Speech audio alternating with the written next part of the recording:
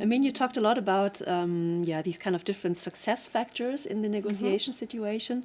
Could you maybe summarize for us what are the top 3 really success factors to be in a successful situation after the negotiation? I mean, the question is also, how do we define a successful negotiation?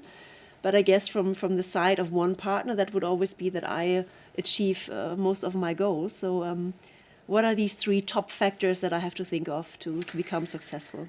I would firstly name preparation. I know I'm repeating that a lot, but in my experience, it is really overlooked stage in negotiation, and businesses can really do better in the preparation stage. So why preparation stage is important for negotiation?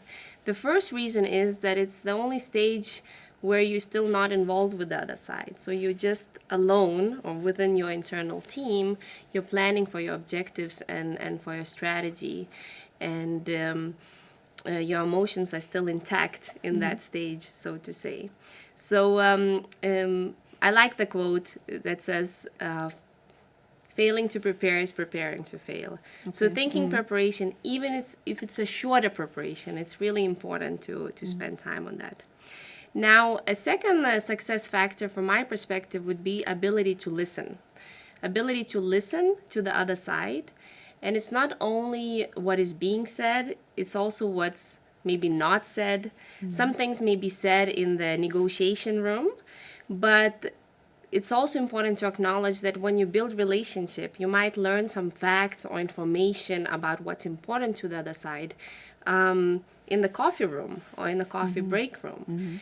And that could allow you to create a solution that works for the other side. Now, why I'm mentioning this? It's mostly because in negotiation, each party shows their positions, right? So they don't open the whole cards to each other, right?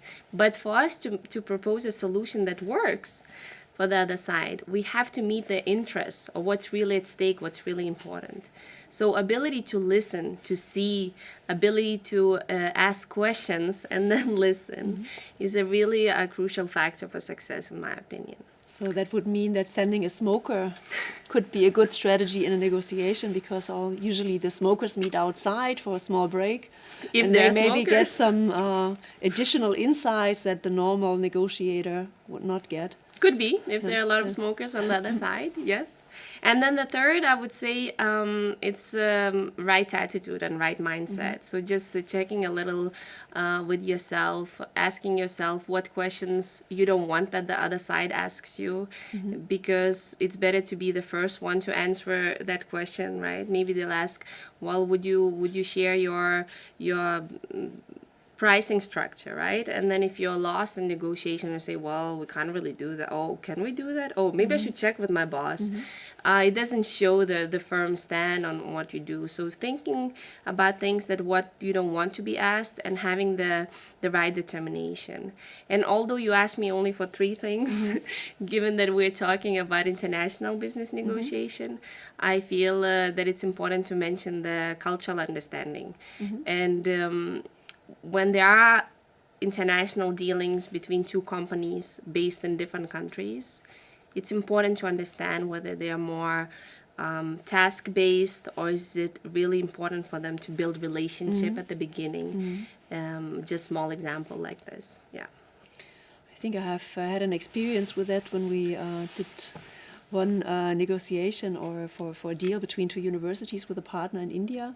And for me, it was really interesting to see that it was so important for them that we first started to build up this relationship. So it was really first about going out for a joint cup of tea, having food together, and spending a lot of time together, which for me, with a German background, was very strange, because I like to get to the point rather fast, and I was prepared with all the slides and all the information that I thought would be relevant, and none of that actually mattered during the first days, because it was all about creating this relationship. And that is something I think that you really have to be aware of in these international negotiations. I would definitely agree with that. Before we start talking a little bit more about your experience with international negotiations, are there also some kind of topical typical pitfalls that you say these should be avoided by any means? Please don't do this and that. This will be kind of the guaranteed pathway to failure. Guaranteed pathway to failure. Well, as the first one, I would mention failing to prepare. I know it's a repetition, but I will not go into more detail. Failing to prepare can cause misaligned strategy between your colleagues and you if you're going into a negotiation room not alone. It can also lead to a very different outcome, because if you don't know what you really want out of that relationship, out of that negotiation, it will the other side will lead you through the process rather than you taking the lead. Second pitfall is really allowing your emotions to take over.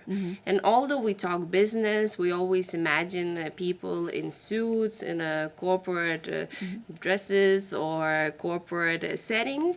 There's more often than not bursts of emotions, especially when you think about negotiation that goes on for 3 or 4 months, once or two times a week, sometimes 10 or 12 hours in the meeting room, and you really feel like you can't come across to the other side. They just don't get you.